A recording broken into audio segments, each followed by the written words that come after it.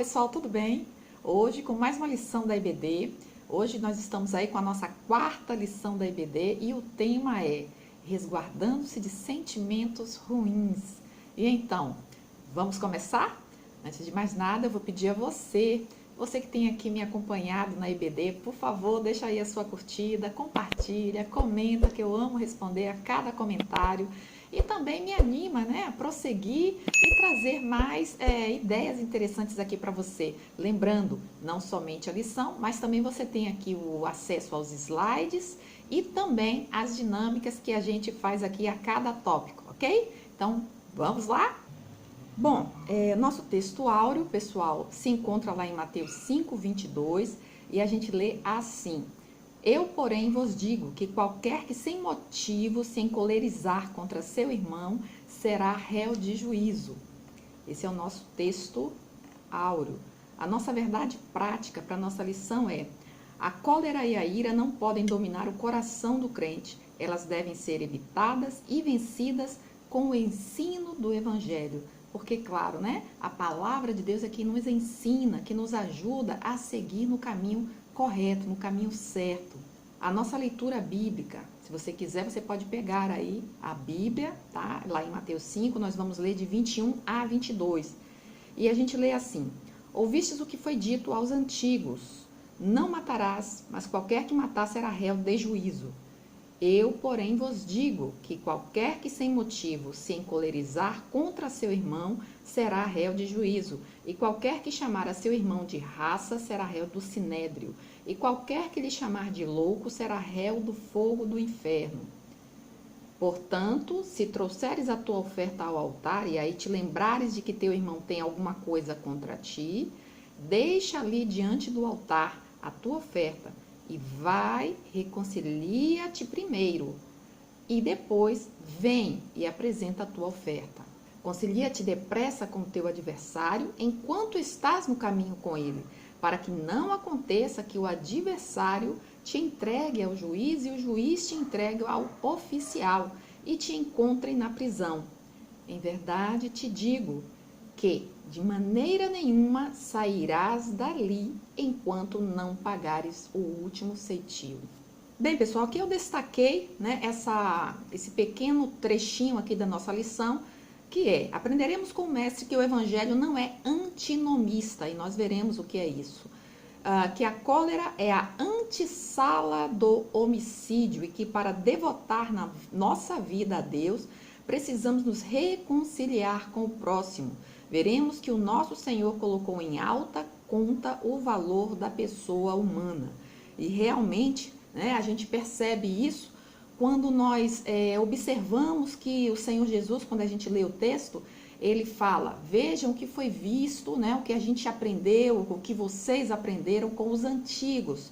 E aí o Senhor Jesus, ele sempre volta e fala: eu, porém, vos digo. Ou seja, o Senhor está sempre colocando aí, né, um temperinho a mais, né, colocando algo a mais. Os antigos disseram assim, mas eu, né, tanto que quando ele coloca aí a questão aí, que os antigos dizem, né, não matarás, né, e então esse que matar será réu do juízo. Mas aí Deus, o que ele coloca não é questão de matar. O Senhor, ele meio que aumenta aí, né, realmente valorizando o ser humano, porque ele diz: olha, se você se encoleriza, né, se você fica com raiva, fica com ódio, age mal, né, com o outro, sem nenhum motivo, só por isso é como se você já tivesse cometido o homicídio. Ou seja, Deus, ele vai além das nossas expectativas, daquilo que, no caso, os antigos estavam acostumados, e muitos de nós também, né? Às vezes a gente pensa: não, nunca matei, nunca fiz isso, nunca fiz aquilo, mas Deus, ele vai muito além. Ou seja, então nós percebemos que o Evangelho de Cristo, ele é muito bem delimitado, ele não abre margens para que os nossos sentimentos, eles estejam da maneira, né, como a gente pensa que pode agir com o outro. Ou seja, no coração de um cristão não cabe hostilidades, não cabe sentimentos negativos, sentimentos de ira, de revolta, de ódio, de raiva, e ao mesmo tempo esse cristão dizer que Deus habita em seu coração. Não é dessa forma. né? Então, o Senhor, ele é muito explícito, ele é muito claro quando ele diz o que ele exige, o que ele espera, o que ele deseja de nossas vidas. Então, nós precisamos estar atentos e, sinceramente, observar, né? Será que Deus está habitando em meu coração através daquilo que eu tenho demonstrado em relação aos meus irmãos, em relação àqueles que também não são meus irmãos, mas que fazem parte, né?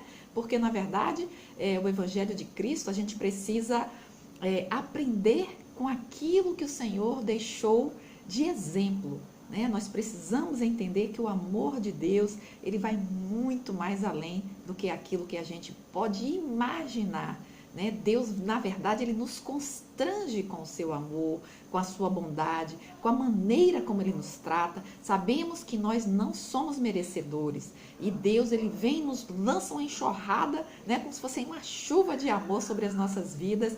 Aí a gente pergunta, será que eu tenho agido assim?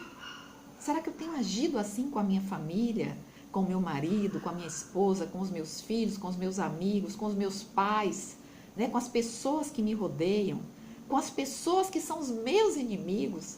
Será que eu tenho agido dessa maneira? E aí, professor, essa é a forma que você vai começar aí na sua aula, fazendo esses questionamentos, perguntando, deixando aí essas perguntas, sabe? Sobrevoando a mente dos seus alunos.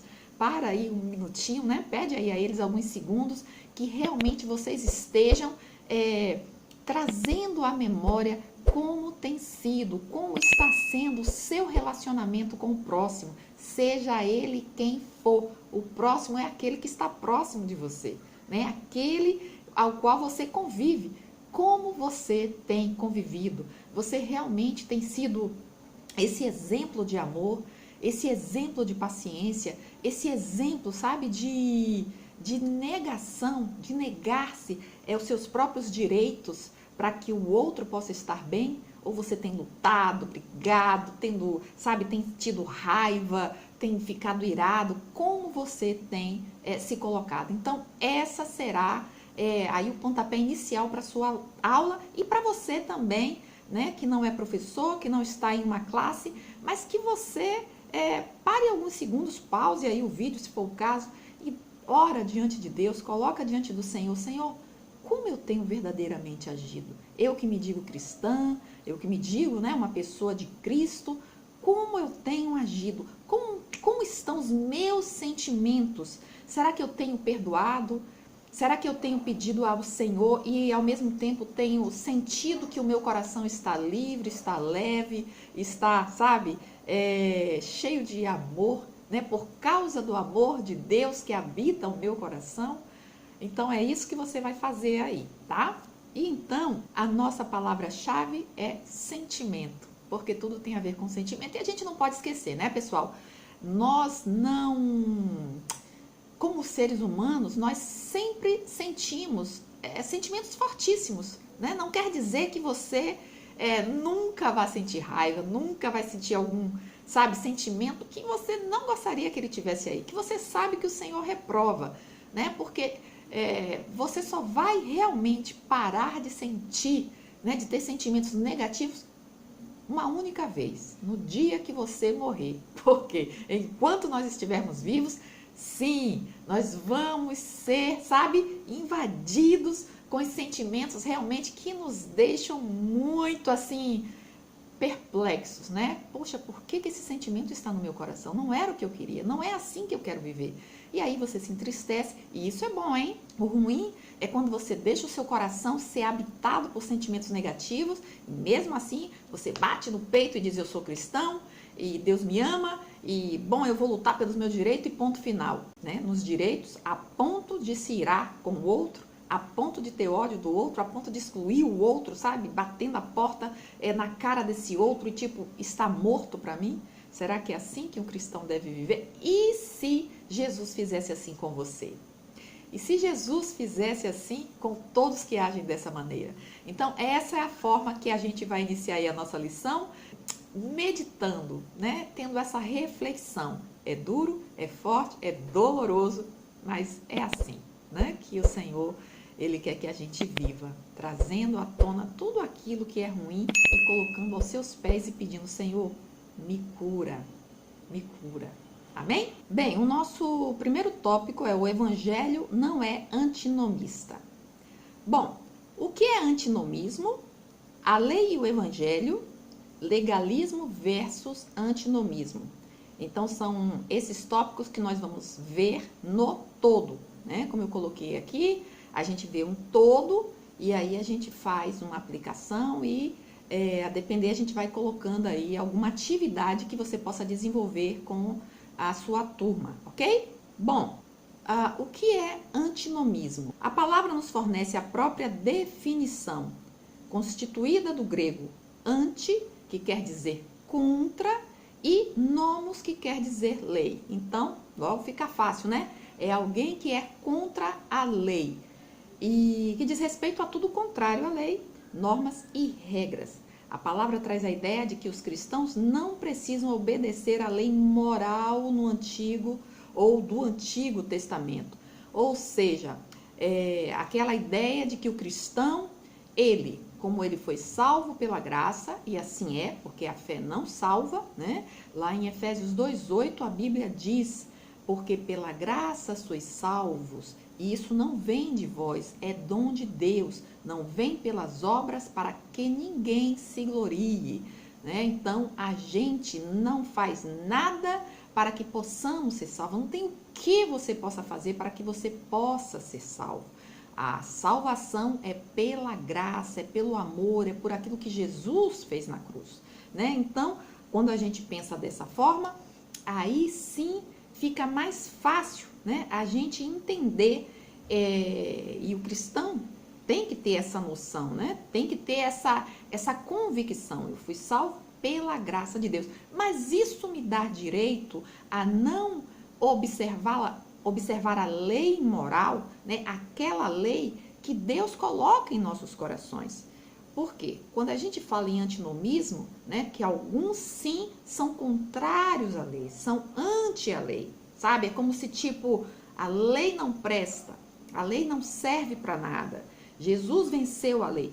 Jesus sim venceu a lei, Jesus sim cumpriu a lei, né? Mas aí a questão é, nós, querendo ou não querendo,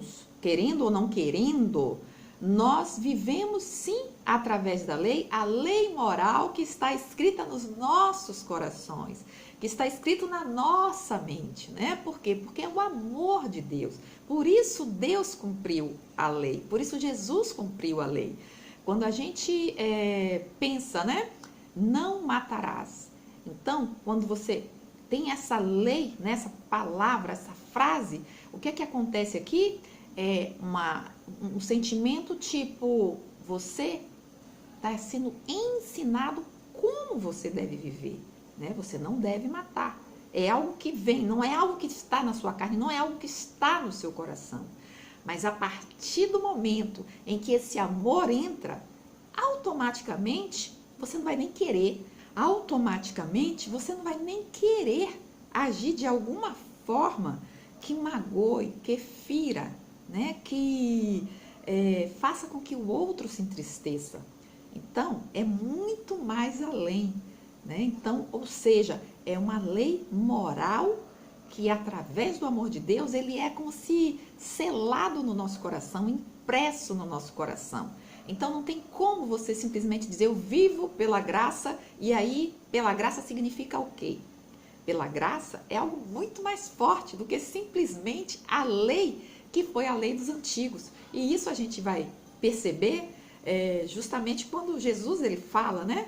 Ouvistes o que foi dito, porém eu vos digo. Ou seja, é muito maior, é muito mais forte. Então, temos sim que viver por essa lei, a lei de Deus no nosso coração, como a palavra do Senhor está cheio dessa palavra, né? Que a lei de Deus é maravilhosa, a lei de Deus é como mel, a lei de Deus alegra os nossos corações, alegra o Senhor. Quando nós somos salvos pela graça, é como se nós desenvolvêssemos essa lei, não através das tábuas, né, das palavras que foram escritas nas tábuas de pedra, mas são palavras que são escritas na tábua do nosso coração, que é de carne. É essa lei que nós precisamos guardar no nosso coração.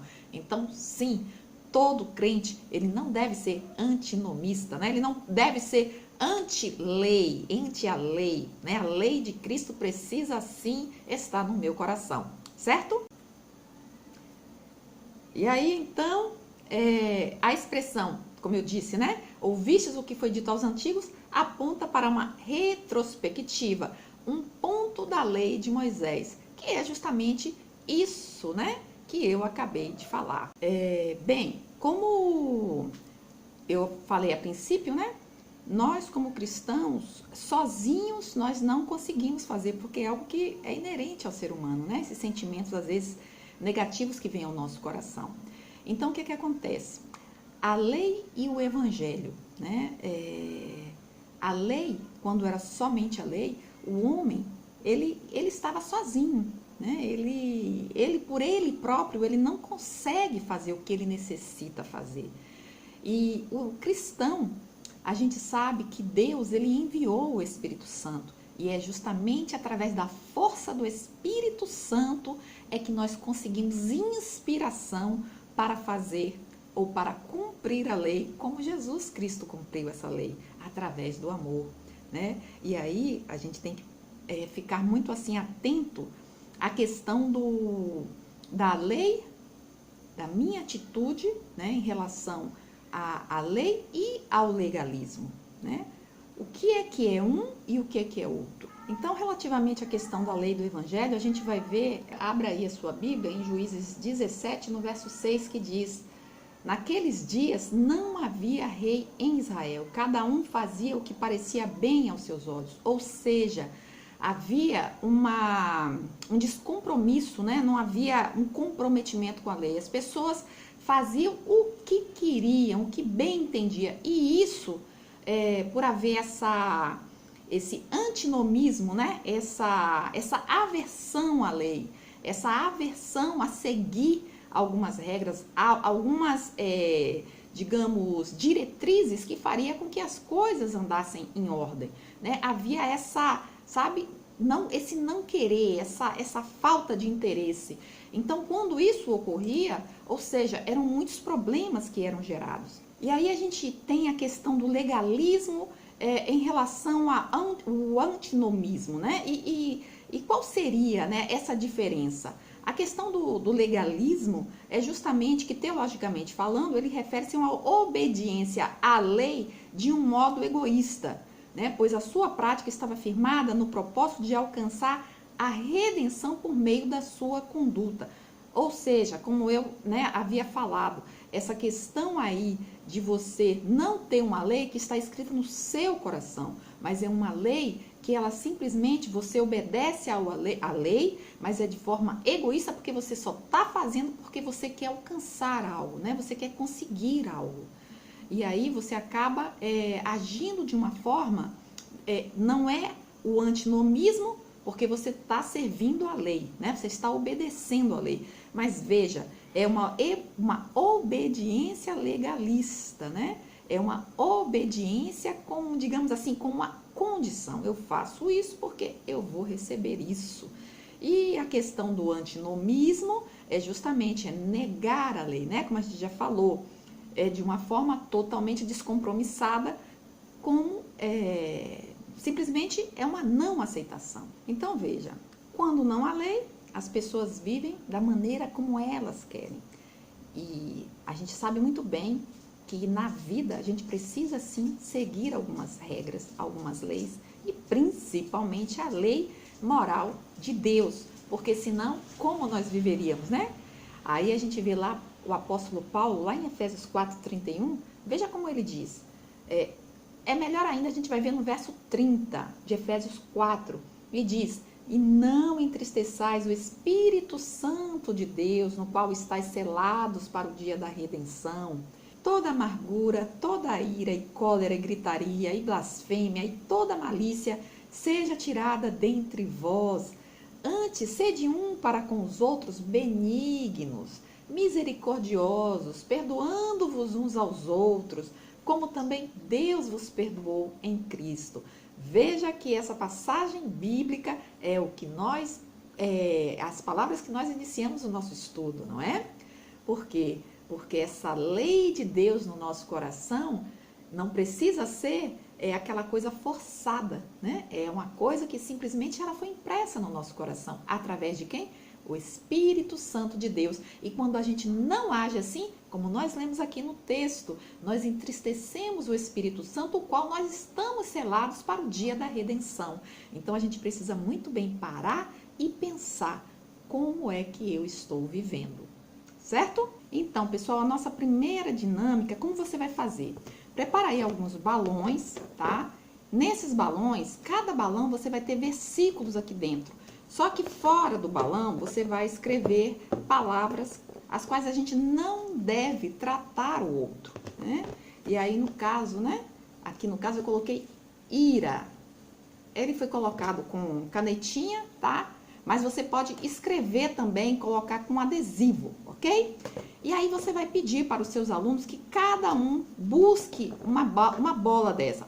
Agora, não coloque a palavra para que eles vejam não, tá? Você vai colocar assim, o contrário, tá bom? Você vai colocar assim, o contrário, tá? Eles não vão ver nada, eles vão pegar uma bola e aí depois é que você vai pedir para que eles vejam o que é que está escrito na bola deles, tá? E então, você vai perguntar para eles, pessoal, quais são os sentimentos aos quais a gente não deve, né, tratar o outro ou ter no nosso coração, justamente por falta, né, do amor de Deus, né, da lei moral de Deus, da maneira como Deus não quer que a gente trate o outro, né? A gente precisa valorizar o outro. O que que veio aí no seu, né, na sua bola, no seu balão? E aí eles vão dizer, né, ira. O outro, né, vai dizer inveja, ciúme, seja lá o que você tiver colocado, tá? Pode repetir também, não tem problema. Por quê? Porque depois que eles estiverem com seus balões nas mãos, você vai perguntar para eles o que que eles lembram de versículo bíblico que a Bíblia fala em relação ao contrário desses sentimentos, né? Como Deus pede para que a gente reaja em relação a eles. E aí você deixa eles, né, pensarem em algo. Se quiser usar a palavra de Deus, não tem problema, porque a gente precisa usar a palavra de Deus, né? Que eles busquem na palavra de Deus algo que tenha a ver com a palavra que eles retiraram, né? Que eles tiraram aí no balão que eles pegaram. Ou que você entregou aleatoriamente. Você decide o que for melhor.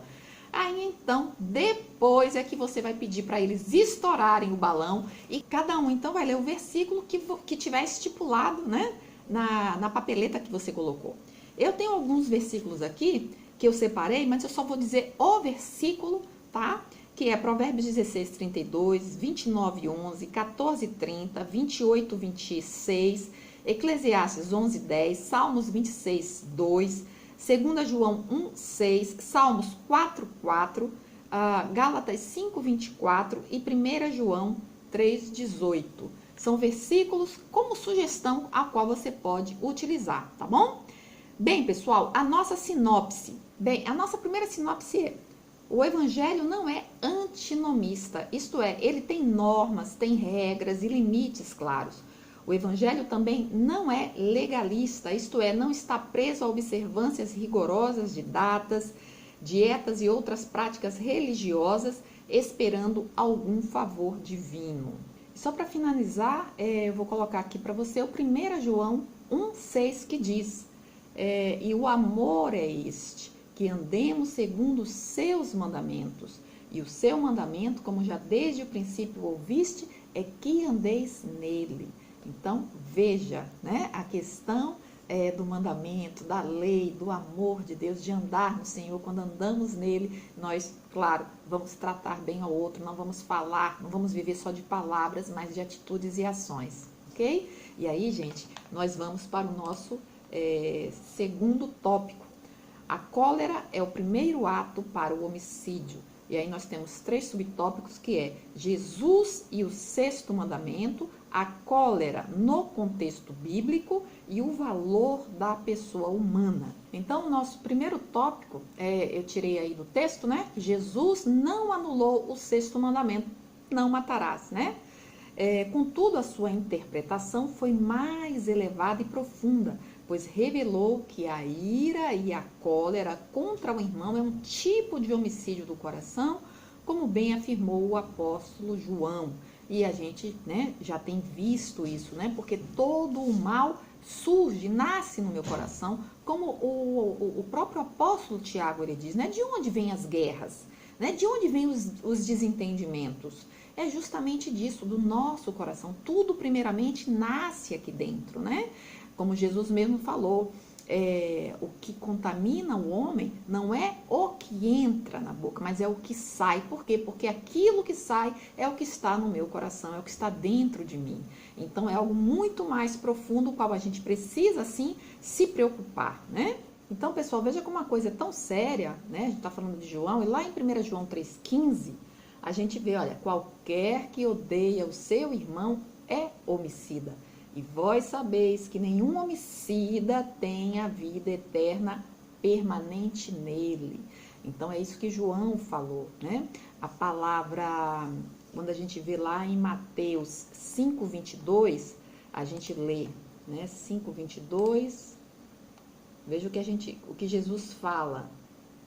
Eu, porém, vos digo que qualquer que sem motivo se encolerizar contra o seu irmão, será réu de juízo. Ou seja, a palavra encolerizar, irar, que no grego significa orgizo, e orgizo significa provocar a ira, incitar, irar-se, estar zangado, enfurecido.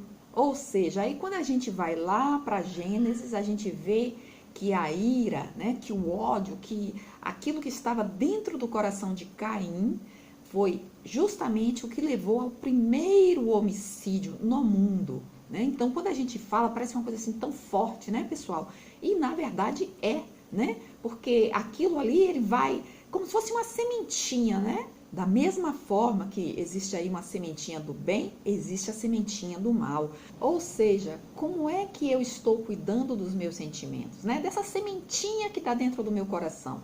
Tanto a boa sementinha como a má sementinha, né? Se for boa, maravilha, né? Vamos tratando ela, né? Colocando ali a aguinha, tirando do sol, colocando na sombra, trabalhando, né? Tratando, como a gente faz com uma florzinha, né? Com uma sementinha, com a plantinha.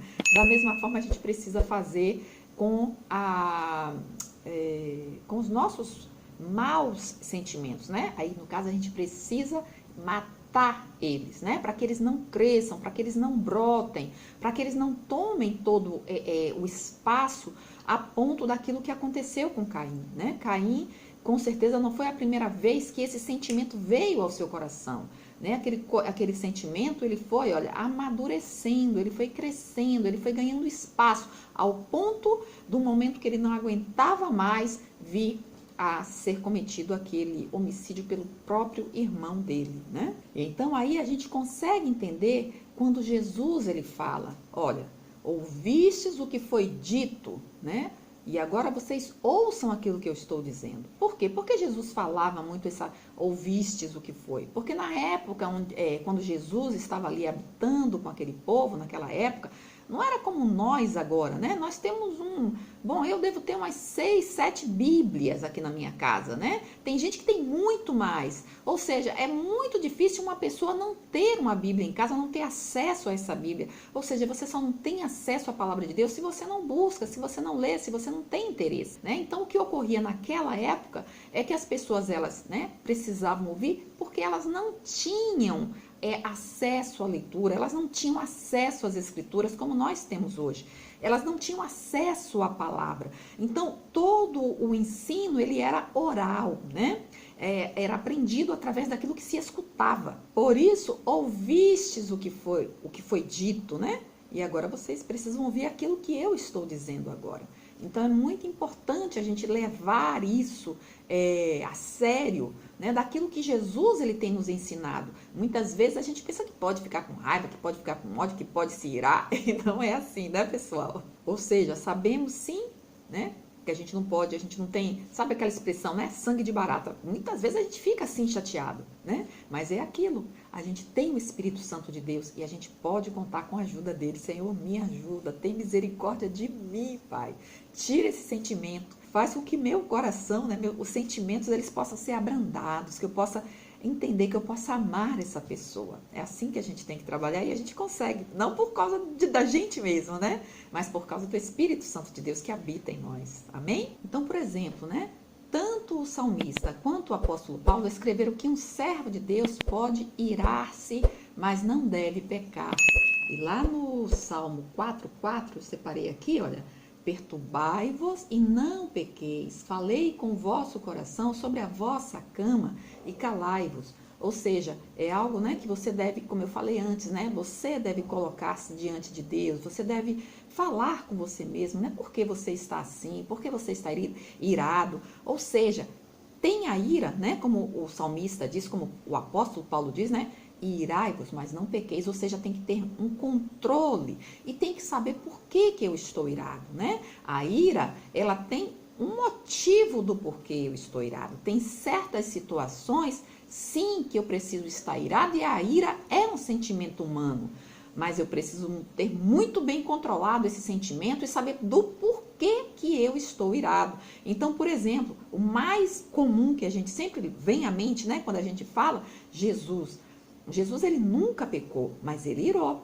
Por que ele irou? Porque aquelas pessoas estavam fazendo da casa de Deus como se fosse apenas um comércio, né? Eles estavam ali apenas para comercializar os seus produtos. Então, naquele momento, Jesus ficou irado. Então, a gente pode sim ficar irada ou irados, né, por alguma situação. Agora, o que a gente não pode é como o apóstolo Paulo, lá em Gálatas 5:20, colocou. Qual é o motivo pelo qual você está irado? Ah, você está irado por uma questão de orgulho humano, né, da inveja, do ciúme. Aí ele coloca aqui, né, idolatria, feitiçaria, inimizades, porfias, emulações, iras, pelejas, dissensões, heresias, invejas, homicídios, bebedices, glutonarias e coisas semelhantes a essas, acerca das quais vos declaro, como já antes vos disse, que os que cometem tais coisas não herdarão o reino de Deus. Né? E muitas dessas coisas são coisas que estão dentro do nosso coração e sim, a gente acaba se irando pela forma que não é a correta. Não é porque você está vendo algo no mundo que nos deixa irados, porque são coisas injustas, são coisas que não são provenientes da palavra de Deus, que não bate com aquilo que o Senhor nos ensina, né? Que o Senhor diz, olha, não é dessa maneira, né, que eu quero que o mundo viva, que os meus filhos atuem no mundo, né, que o mundo atue de uma forma geral, né, de quando a gente deveria uns amar aos outros, respeitar aos outros, sermos honestos. Então tem muita coisa que a gente vê que a gente fica verdadeiramente irado. E nesse momento a gente não peca, mas a gente deve sim colocar e levar diante a Deus e até perguntar como eu devo agir, Senhor, numa situação dessa. Entende? Então veja o que o apóstolo Paulo fala lá em Colossenses 3:8 em relação à ira, à cólera. Ele diz, mas agora despojai-vos também de tudo, da ira, da cólera, da malícia, da maledicência, das palavras torpes da vossa boca. Ou seja, despojai-vos, deixa isso de lado, coloca isso, olha, no chão, tira tudo, toda essa roupagem, né, que não faz parte daquele que segue a Jesus, daquele que é um seguidor, daquele que é um cristão. Então, tira as palavras torpes, palavrões, né? Palavras que não abençoam, que não edificam, fofoca, né? Que é a maledicência, tá ali falando, né? Um dos outros, né? Falando da vida alheia, falando de coisas. Isso vai edificar? Simplesmente você pensa, isso vai abençoar? Isso está me abençoando? Está abençoando aquela pessoa com quem eu estou conversando? Será que está edificando a vida dela? Quer dizer, será que nós estamos sendo uma ferramenta de bênção na vida dessas pessoas? Quando eu estou falando do outro, né? E quando eu estou falando do outro, o que é que eu estou dizendo de mim mesma? Quem sou eu, né? Para aquela pessoa que está ouvindo? Ou, né, no caso, se as duas estiverem falando, quem são essas pessoas? Qual o caráter, né? Então, Paulo está dizendo, olha, tira isso, joga fora, se despoje disso, né? Isso não é mais para você. É isso que o apóstolo Paulo diz. E a gente não pode, né, esquecer, porque o nosso título é Resguardando-se de Sentimentos Ruins. Então é dessa maneira que nós nos resguardamos de sentimentos ruins. Até porque quando nós estamos agindo de uma forma ruim, de uma forma que não é agradável ao Senhor, bom, primeiro que Deus não fica alegre, né? Segundo, que até a nossa própria vida cristã é como se ela fosse murchando, sabe? Você não tem mais aquela alegria, você sabe que existe uma culpa. O Espírito Santo de Deus, ele nos acusa, ele sabe que você não está agindo de acordo com aquele que botou uma roupa, que vestiu a camisa de cristão. Então, por esse motivo, é que a gente precisa estar muito consciente das nossas ações e das nossas atitudes em relação ao outro. Nesse último trechinho, eu destaquei essa frase aqui, olha. A gente já viu que a vida humana é muito importante para o Senhor Jesus. E aqui diz, olha, a vida humana tem um valor sagrado. O irmão não pode fazer acepção de pessoas para com outro irmão, quer por causa da cor da pele, quer por diferenças econômicas. Pois como o apóstolo Pedro disse, reconheço por verdade que Deus não faz acepção de pessoas. E a gente sabe muito bem que Pedro, ele foi um exemplo, né? Porque no início da sua vida, sim, ele fazia acepção. Mas Deus, ele ensinou a Pedro da maneira, ou da mesma forma como o Senhor também nos ensina. Muitas vezes, mesmo nesse tempo hoje, às vezes a gente pode cair nesse pecado de ter acepção. E às vezes coisas simples, pessoal. Você está na sua igreja, né? Você está numa reunião, alguém chega, a depender daquilo que está dentro do seu coração, daquilo que está na sua mente, daquilo que você, sabe, é tomado de surpresa. Às vezes você percebe que você não se aproxima daquela pessoa que chegou nova, né? Por algum tipo de acepção. E é isso que a gente precisa trazer à nossa mente, né? Será que eu tenho abraçado a todos? Será que eu tenho aceito a todos? Será que eu tenho permitido que na igreja, isso é muito importante e às vezes é muito comum também, as panelinhas, né? Aquela coisa que você já está ali há tanto tempo com aquelas pessoas, né? Já está ali, é como se fosse um clube, né? Você se sente bem, confortável e você não aceita mais ninguém entrando. E às vezes alguém chega, uma pessoa nova, e você faz de tudo ao invés de você abraçar essa pessoa, porque é o corpo de Cristo, né? A gente não pode pegar e tirar esse dedinho aqui, ó, deixa esse dedinho aqui de lado que eu não quero mais você. E não é assim, né? Ai de nós, né? Perder, Deus, ai Senhor, perder uma parte do corpo, um fio de cabelo, ai meu cabelo tá caindo, né? A gente já fica naquele sofrimento. A gente tem que lembrar, é o corpo de Cristo. Como eu tenho tratado o corpo de Cristo? O corpo de Cristo é aquele que chega novo, né? É aquela pessoa, como eu tenho abraçado essa pessoa. Como eu tenho feito o outro que chega a se sentir? Ele se sente abraçado, acolhido ou ele se sente rejeitado e empurrado? Então são coisas que a gente precisa pensar, não é? Não podemos fazer acepção de pessoas. Aí eu coloquei aqui para resumir, né? É como se nos versículos 25 e 26 Jesus estivesse dizendo, né? Não se surpreenda com a urgência de meu mandamento de reconciliar-se com o seu irmão quando você vai ainda pelo caminho, né? Com o seu adversário. Porque se você passar dessa vida com o coração ainda em desacordo com o seu irmão, ou condição que ainda não tentou mudar, essa falha vai testificar contra você no dia do juízo final. Ou seja, precisamos ser breves, precisamos parar, pensar, eu tenho algum problema com alguma pessoa? Senhor, traz à minha mente, porque eu preciso me reconciliar já, né?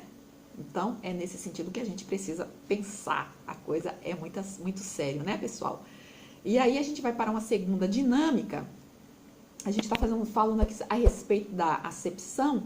E aí, o que você vai fazer com a sua turma? Nesse momento, vocês podem tira aí uma pessoa, tá? Que será o voluntário, tá? E aí vocês vão fazer como se fosse uma roda, tá? Se colocando assim, abraçando uns aos outros. E você vai em círculo, tá? Um colocando a mão no ombro do outro. E você então vai pedir para essa pessoa, esse voluntário, que ele tente entrar no círculo. E as pessoas que estão no círculo, elas não vão permitir, tá? Então, a todo custo, essa pessoa que está fora do círculo não vai conseguir entrar, porque os que estão no círculo não vão permitir. E aí, tenta aí por 1 minuto, 2 minutos, vai ser bem interessante, bem divertido. Eu já fiz isso na classe da EBD. Então, pronto, esse primeiro minuto, essa pessoa fez de tudo e não conseguiu entrar no círculo. Agora, então, no segundo momento, você já vai combinar com o círculo, né? Que ela vai, então, pedir ou deixar, vai permitir que esse irmão, esse voluntário, entre no círculo, tá? Quando ele entrou no círculo, ele foi abraçado. E aí, pronto, agora você se desfaça, né? Desfaz o círculo, pede para todo mundo sentar. E então, agora vai começar os questionamentos, as perguntas. A primeira vez, como você se sentiu, né, ao voluntário, quando ele tentou entrar e não conseguiu, né? Como você se sentiu nesse momento? A todo custo você tentou de todas as formas e você foi impedido? Deixa ele responder. Se outros quiserem responder também, deixa ele responder. Círculo, como foi que vocês sentiram-se, né, quando aquela pessoa, aquele irmão, queria entrar e vocês ali a todo custo não permitiram essa entrada? Da mesma forma, deixa o povo falar. E aí a segunda tentativa é quando você nem se esforçou tanto, simplesmente pediu para entrar e ali você teve a abertura e você conseguiu entrar. Quais foram os sentimentos geradores, né? Foi prazer, foi alegria, foi o que foi gerado, tanto em uma situação quanto na outra situação. Então veja que é bem simples, bem fácil, vai ser bem interessante. E ainda você pode, pelo final, assim, para finalizar mesmo, perguntar como que nós vimos ou observamos essa experiência no nosso dia a dia aqui na igreja, aqui na nossa reunião. Algum momento você já se sentiu assim excluído? Você já se sentiu absolvido, acolhido, recebido ou o contrário? Como foi essa experiência? Deixa o pessoal falar, olha, vai gerar muitas conversas aí nesse momento, vai ser muito interessante. Então essa, pessoal, foi a nossa segunda dinâmica e a gente vai para a nossa sinopse, que é: a cólera é o primeiro passo para a prática do homicídio. A gente já viu isso, né? Pensando aí em Caim. E o nosso terceiro e último tópico é a oferta do altar e a desavença. Esse é o nosso tema e os nossos subtópicos. Primeiro, a oferta do altar, e a segunda, evitando a desavença. Bem, pessoal, aqui eu destaquei que em Mateus 5, 23 e 24, Jesus se dirige aos discípulos e faz com que cada um examine a si mesmo, pois um servo do Senhor não pode ofertar no altar com um coração cheio de ira e rancor. Afinal, dizer amar a Deus, mas odiar o irmão é cair na mentira, como diz lá em 1 João 4,20. Para o judeu, ofertar era um ato sagrado e tal atitude fazia-o reconhecer a bondade de Deus para com ele. E assim também é com a gente, né? Tudo aquilo que nós demos, tudo aquilo que nós ofertamos, tudo aquilo que nós abençoamos a alguém, ao outro, é como se a gente estivesse dizendo ao Senhor, né? Deus, o Senhor tem me dado tanto, o Senhor tem me abençoado tanto, que, olha, para mim não é nada isso que eu estou ofertando, isso que eu estou abençoando, meu irmão, isso que eu estou dizimando, não é nada em comparação àquilo que o Senhor tem me dado ou o Senhor me deu, que de primeira mão, assim, seria a salvação, não é? E aí lá em 1 João 4,20, a gente vai ler, eu destaquei aqui também, se alguém diz, eu amo a Deus e odeia a seu irmão, é mentiroso, pois quem não ama o seu irmão, ao qual viu, como pode amar a Deus a quem não viu? Então veja, para Deus é muito importante esse reconciliar-se, né? E reconciliar, essa palavrinha no grego se chama dialassou, que o significado é justamente mudar a mente de alguém, né? Tentar se aproximar daquele ao qual você teve o laço, né? Aquele laço de amizade quebrado. Então, através da sua mente, da mudança da mente de um e de outro, vocês vão tentar reconciliar, né? Reconciliar, foi aquilo que Deus fez conosco, né? Deus, a gente, através do pecado de Adão e Eva, a gente teve a nossa relação com Deus rompida, mas a partir de Jesus Cristo, Deus, né, ele pensou em um plano. Será que a gente tem pensado nesse plano? Ai, vou tentar pensar aqui num plano para me reconciliar com aquela pessoa, né? Quando a gente é criança, a gente briga, né? Tem aquela coisa, né? Tô de mal. Lembra disso? Né? Tô de mal. Quer dizer, é aquilo que estava laçado e aí foi quebrado, né? Você se reconciliou, tô de mal, né? Tem aquela coisa também, não corta aqui, né? Você tá ali unido e corta aqui, a gente ficava, isso eu me lembro, tem pouco tempo, né? Então, pessoal, é justamente essa reconciliação, foi o que Deus fez através de Jesus Cristo, que ele agora nos reconciliou, né? Nós novamente estamos unidos com o Senhor. E como é difícil se reconciliar quando era algo tão fácil como quando a gente era criança, né? Com aquele amiguinho, fica de mal, fica de bem, fica de mal, fica de bem. Não que isso seja normal, não é isso que Deus quer da gente, né? Mas essa facilidade do perdão, da aceitação, né, de abraçar o outro, de tentar, inclusive, conversar, respeitar, né, as opiniões do outro, porque muitas vezes o que faz com que haja esse rompimento é justamente que a gente não respeita a opinião do outro, a gente não aceita o que o outro, né, pense diferente de nós. A gente vê isso muito, né, tem muito a ver às vezes com a política, né, é uma pena, né, pessoal? Jesus pensou, ou Deus pensou numa reconciliação e a gente fala, olha, a porta está fechada para essa pessoa, eu não quero saber de nada com essa pessoa. Como o amor de Deus pode estar no meu coração, não é verdade? Isso é triste, não é para rir, é algo mesmo para a gente chorar, né? Para a gente se entristecer e pedir, Deus, tem misericórdia de mim, Senhor. Eu sou carente do teu amor, sou carente, não do teu amor, mas que o Senhor abra os nossos olhos espirituais para a gente entender a importância do outro, principalmente, né, aquilo que Deus fez por nós e quer que nós façamos pelo outro. Então veja que o escritor, né, do livro de Hebreus, ele faz sempre a gente estar lembrando que a nossa relação com Deus tem que ser vertical e horizontal, né? Interessante que é o formato de uma cruz, né? E aí lá em Hebreus 12:14 diz, segue a paz com todos e a santificação, sem a qual ninguém verá o Senhor. E aí a gente vai aqui para a segunda questão. Isso se aplica à grande questão da nossa reconciliação com Deus por meio de Cristo. Concilia-te depressa com Ele, enquanto estás no caminho. Observe que o grande Deus é um adversário para todos os pecadores. Antidicos, que é um adversário legal no sentido de lei, né? De legalidade, ou seja, legalização, de lei mesmo, né? Então, ele tem uma controvérsia com eles, uma ação contra eles, ação, ou seja, questão jurídica. Então, não é uma coisa simples, uma coisa, sabe, fácil de se levar, uma coisa que não é para que eu pense. Pelo contrário, é uma coisa para que eu coloque no altar de Deus e, antes de qualquer coisa, antes de estar pensando, né? Qual é a função que eu vou assumir na igreja, né? Olha o que aquela pessoa está fazendo, está no meu lugar, aquela pessoa era eu que tinha que estar lá. Não para pensar sobre essas questões, ou qual é a programação que eu vou fazer agora, qual vai ser a próxima programação, agora é Dia dos Mães, agora é o quê, né? O que a gente vai fazer, é Dia dos Namorados? Não é isso que tem que estar na minha cabeça, né? Aquela coisa do ativismo, do pensar o tempo todo, é muito mais profundo do que isso, como está a minha vida diante do altar de Deus. Eu posso me colocar diante do Senhor, aparecer diante do Senhor com a minha cara limpa, tranquila, botando, né, colocando a minha cabeça no travesseiro, sabendo que eu estou tranquila, que eu estou em paz com todos, como diz lá o livro de Hebreus, né? Como que tem sido isso? É nesse sentido que eu preciso viver, né? Agir.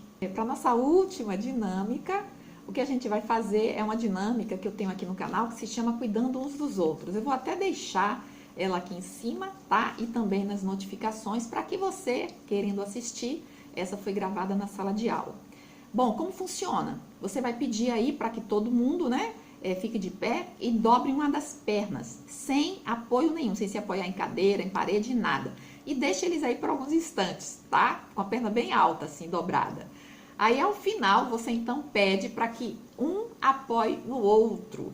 E aí, você vai ver o resultado. Por quê? Porque a gente, né, diante de todo esse estudo, e o nosso tema é resguardando-se de sentimentos ruins. Quando eu trato você bem, eu trato do seu coração, eu trato dos seus sentimentos, eu faço você pensar bem, eu faço você se alegrar, eu faço o seu coração estar cheio de Deus. Toda vez que eu tenho uma atitude boa, toda vez que eu trago uma palavra positiva, né, uma palavra de ânimo para você. Essa dinâmica, cuidando uns dos outros, é justamente esse cuidar do coração do outro. Eu tenho cuidado do coração do meu irmão? Então aproveita e assiste esse vídeo que eu vou deixar aqui para você ver que maravilha e a reação do pessoal, tá? Bom, a nossa sinopse, né, para a gente finalizar, antes de ofertar, o seguidor de Cristo deve reparar qualquer tipo de desavenças. Então vamos encher o nosso coração da presença do Senhor, do amor, né? Do Espírito Santo, que ele habita em nosso coração e é ele quem me ajuda a tratar você bem, a cuidar de você, a cuidarmos uns dos outros. Amém? Bom, não esquece, deixa a sua curtida aí, compartilha esse vídeo, tá? E deixa seu comentário que eu vou amar. Pessoal, um grande abraço, fica com Deus e até a próxima. Bye, bye!